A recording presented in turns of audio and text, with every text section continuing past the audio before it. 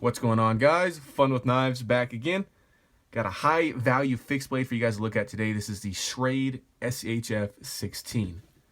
I think this knife is beloved by the YouTube knife community because, like I said, it's so high value.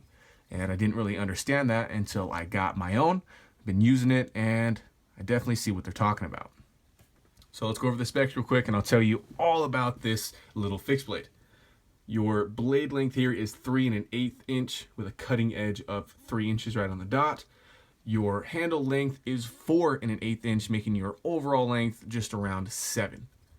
Great size for a fixed blade, and I'm talking those day hike fixed blades, those EDC-able ones. And this is technically classified as a neck knife, which I don't think it's very good at, but we'll talk about that once we get to the sheath. Your weight on this guy is a hefty 4.6 ounces because there's a whole lot of G10 here, and this is full tin construction. Your blade thickness here, I'm guessing, is around 0.12, 0.13, somewhere in the 1/8 of an inch realm of blade thickness. This blade is very cool. I've seen it called a whole bunch of different things as Warncliffs, reverse Tonto, clip point. It's somewhere in the middle of all three of those, and it performs really well. It's crafted out of 9 CR18 MOV stainless steel, which is a pretty decent budget steel. It's actually performed a lot better than I thought it would. You can see here hollow grind on it, almost kind of a full hollow grind. Got some flat to it, but this has a sterile show side, if you will, and then just the model number here, SCHF16, written on that side. Black coating on it, kind of that black oxide coating that's actually been holding up very well. I've been putting this knife through a whole lot of cutting, and the only thing that's really wearing, if I can get it to focus, is the tip, which I'm completely fine with. I like that worn-in look. So all in all, the blade shape is great. It's got just enough cutting edge, it's just pointy enough, and it's very, very easy to resharpen. If we go down to the handle here, we got some actual G10 with some cool cutouts in it. It's actually very grippy, not as far as the texture goes, but just those cutouts are. They left them fairly sharp. You see Schrade kind of imprinted in there. And the backside just got the lines. The handle thickness here, guys, I'm not sure of, but I mean, we're over 1/2 inch, I'd say, just by a little bit.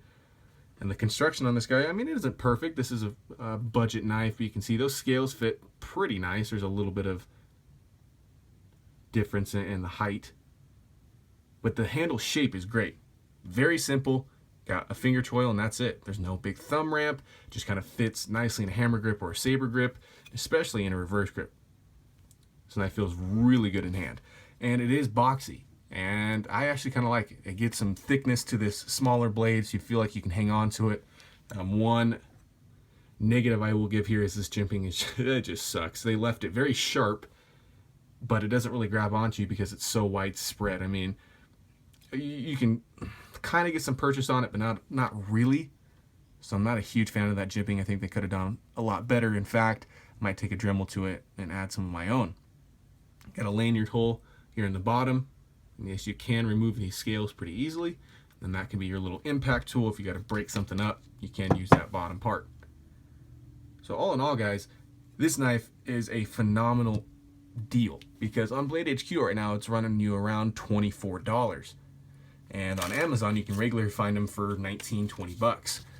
And the knife itself is pretty good, but what makes it even better is that sheath. You can hear that click in. There's no rattle.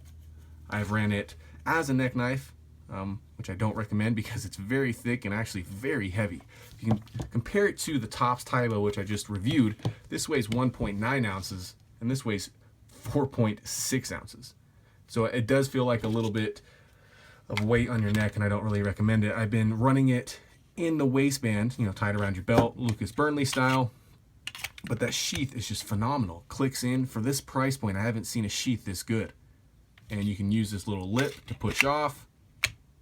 It's got 4 grommet holes, 2 you can use to hang it as a neck, and then I'm sure this distance here would work with some sort of blade tech lock or something. If you wanted to run it on a belt, that might be a cool option. But all in all, guys, this thing is just packed full of value. I mean, Schrade's kind of known for attempting at least to give you high value, decent quality fixed blades, especially because I'm not really interested in any of their folders. And this thing definitely delivers. I mean, even the screws are kind of flush fit into that G10. Fit and finish is pretty decent, especially for the price point.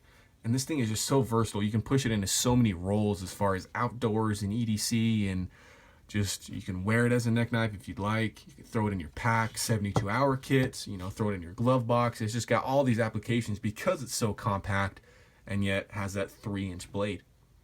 So I highly recommend this model if you guys are looking for a smaller fixed blade in the budget category. To me, this knife is best suited to those people that don't want to spend $50 on a Tops Typo, that don't want to spend $60 on an SE Zula, and want stainless steel. This is 1095, this is 9CR18 MOV, and they both have their merits, and I prefer 1095, but I'll take this budget-friendly stainless steel any day of the week. It's very easy to strop and sharpen, and I can get it just hair-popping sharp in very little time. So, thanks for watching, guys, as always, and remember, have fun with your knives.